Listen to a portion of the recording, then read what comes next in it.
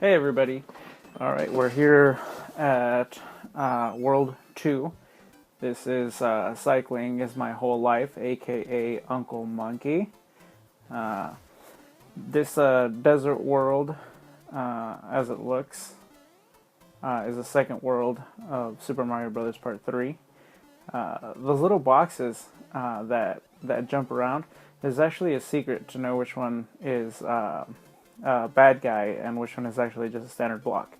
And the way you can tell is the standard blocks shine and shimmer, and the ones with the baddies inside, the bad guys, they actually don't shine and shimmer. So easy way to tell. As you can see, I've actually played this game enough times that I actually know which ones are the boxes, so no trouble for me. Here, this warp, I always found it interesting that the coins are always blue. It never really made sense to me, as all the other coins are not blue. I always thought maybe there's some special magic to the fact that they're blue, but there really isn't.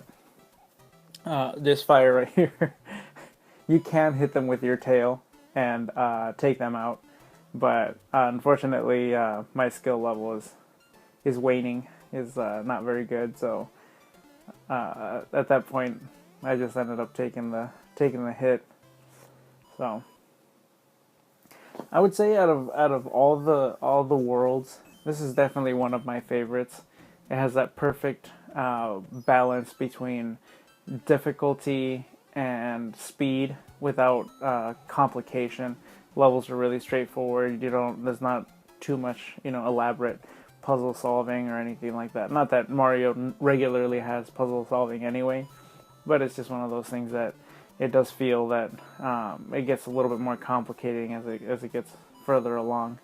Here I knew there was a one up there, and I had to face a choice here whether to go back and hit the P to try to get the coins. That just seemed way too time consuming, so I just went ahead and just jumped over the guys.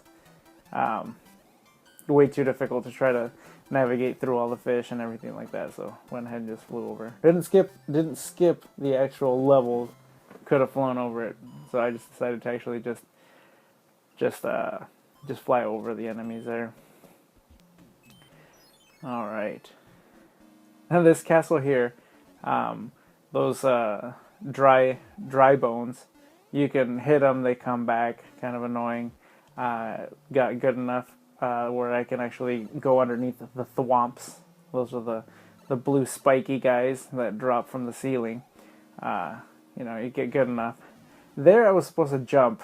Apparently the controller is a little bit delayed, or maybe I'm a little bit delayed, and I missed the jump completely. So here, when I'm actually good enough, I can actually just fly over those parts and not run into the ceiling where apparently there's spikes in the ceiling, I'm guessing. I totally missed that and got hurt, obviously. Again, I went ahead and just took him out quickly. Much happier with this run. Took a little bit less time to actually make it. One of the things that was really nice is that since I know World 1 and World 2 pretty well, I don't have to redo the levels very many times. Honestly, I think I only maybe redid a certain level like 3 or 4 times, so that was kind of nifty. I went ahead and skipped the memory game this time around. I started accumulating more bonuses than I end up using by the end of the game anyway. So there's no reason to actually just keep getting them. It'll just be too time consuming.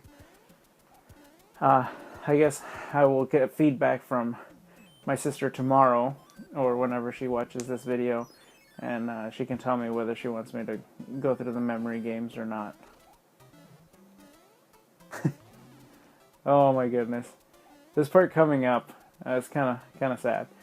Anyway, I'll explain when we get there. So I was trying to get all the coins and trying to get all the stuff.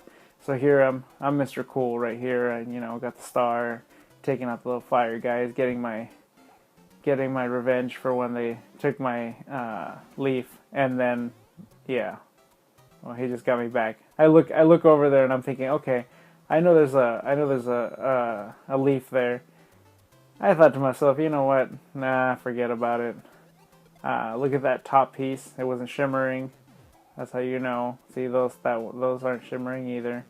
That's how you know. This part right here is just brutal. It's brutal to think about, brutal to watch. The controller timing. I'm gonna blame this one solely on the controller timing. The controller timing is terrible. So I have the hardest time trying to time it, and you can see I moved to the left because I think I'm gonna get it, but I don't. I don't get the timing at all. just jump and fall and jump and fall and jump and fall and totally not make it, and then I hit, yeah, here we go again. And then I hit the other musical note, which thankfully was there, and after I hit that, made it a little bit easier. Yeah, I apologize for this, but there we go. There we go. There we go. There we go. Oh, there we go. There. I made it. Oh goodness. So at this point I'm just like, okay, I'm just gonna jump over these guys. I don't want to give myself any more trouble. One thing that I learned after playing this a lot is if you stand on a coin block and the shell hits you, you kind of jump up automatically. I thought that was kind of fun. All right, so I don't think I have yet, but I'm going to, or maybe I did already get the 3 stars for the 5. No, I don't think I. Well, you know what? Let's just watch, because I swear that I got them between 23 lives, but maybe it's this coming up part here. So this part of the game is always fun, or this level. I like this one. The tornado took me a long time to actually learn how to actually beat the tornado. You have to run it and jump at a specific time, or before, so you land through it, or you can jump inside of it from the bottom and it'll shoot you up really high. And then the sun, since the sun is kind of difficult, sometimes I run all the way through, but this time I decided to just take him out with a turtle shell. So just to be on the safe side, wanted to take him out so he doesn't burn me later. Always remember to use sunscreen, because you don't want to get sunburns. Sunburns can lead to skin cancer, and definitely don't want skin cancer. So make sure you use your sunblock. So there's 2 different ways to beat this level. You can beat it by progressing to the right at the bottom here, or you can do it by going through the top here on the left. I chose the top route, not because the bottom route is not any fun, but because the top route is much more fun. So I decided to do this. Plus, I got to do this trick right here. This is one of my favorite little tricks here. I do it almost every single time I play. It's something that my cousin, actually, when he was playing this game in front of me, that's something that he always used to do. He'd always used to run and then duck and then jump and hit all those blocks like that. I thought it was pretty funny, so I obviously left it in there for that reason. So yeah, here's where on the next one's where I'm gonna get the three stars. I hadn't actually tried until now. Here, these little chompy guys. This level I always called it chain reaction for some reason. Actually, now that I think about it, I know the reason. When I was a kid, there was remote control cars that had come out, and one of them was actually called a chain reaction. And if I remember correctly, it wasn't anything to do with a reaction of one thing leading to another, like most chain reactions are. If I remember correctly, it was a car that you could, a remote control car that you could drive upside down or right side up. So the wheels were actually bigger than the car itself, whereas usually the tires or the wheels are smaller. But the wheels were bigger, so you could actually drive it upside down or right side up. It was actually pretty cool.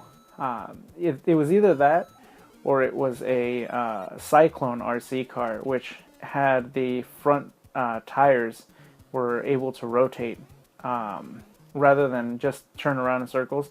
They would actually they would be like a half front, and that would spin. I'm sorry, it's really difficult to explain. But anyway, the main point is that it was an RC car, and it was a chain reaction was what it was called, and that's, seeing all those chompies on those chains always reminded me of that.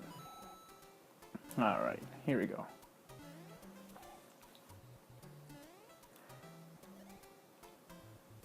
About to get that the 5 1-ups.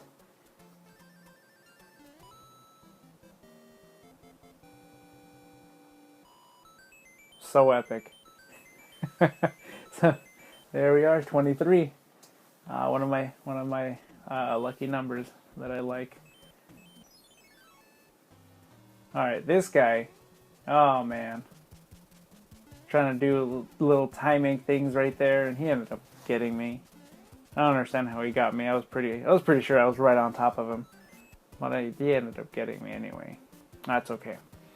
Like I said, that's where it's kind of fun to play, because it requires a little bit of skill and it kind of doesn't. So, here in the pyramid, it's kind of cool that they actually changed the shape of some levels. It looks like it was something that they started to do in the first worlds, and then they kind of really just skipped it. World 3, World 4, I don't remember them actually having, the shapes for the levels. But it's kind of cool that they did that. This pyramid indicates that you're going inside of a pyramid. That's actually, kind of clever. But then again, I guess, you don't know what level you're on. I guess you could say World 2 pyramid level. But most of them are numbered, so that makes it a little bit easier to know which one you're going through. World 2 level 1, World 2 level 3, and so on and so forth. So like I said, here we go, getting more and more lives, getting the coins here. As my nephew likes to call it, money. So, getting these monies right here, and I wonder how many points I'm gonna get by the end of this game. Actually, no, that's becoming kind of a fun thing to think about now that I kind of mentioned it. It's gonna be kind of interesting. I had never really looked at the scores. Usually, high scores is a thing of the past, where the only way you could really compete with your friends is by getting a higher score. So, oh no, it's terrible. The king has been transformed. Please find the magic wand so we can change him back. Poor Toad, he was pretty upset. Lucky that he didn't squish that spider. Natural reaction. I don't think that any kind of insect deserves to be squished.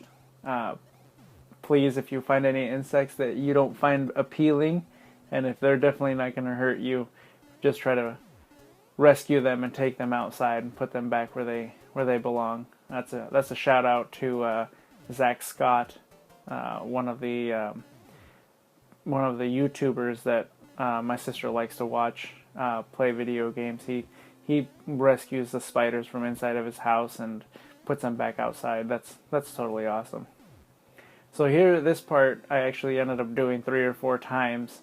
I actually ended up getting hit multiple times, and I just didn't like how the level played out. So I went ahead and redid it like 3 or 4 times and picked this one. This one's the one that I like the best. I actually almost got crushed here. I didn't think it was actually going to go that far, but I almost got crushed there. So thankfully I didn't. That would have been kind of annoying to actually have to redo it, especially because this one turned out pretty good. So this one of the Koopa Kids, he does the same thing as the first one, jumps around and then shoots the rings. But what makes this level a little bit more interesting is that the terrain is a little bit offset. So, oh, got to do the yelling part. Ready? Whoa! And then you gotta chuck the wand. Chucked it. Bam! There it goes. I don't know why Mario couldn't hold on to it the whole time. Maybe he just wanted him to get it as fast as possible. Oh, thank heavens, I'm back to my old stuff again. Thank you so much. Here's a letter from the princess. She's so nice. Thank you, princess. And look at that. She got me a cloud to skip a level. Thank you.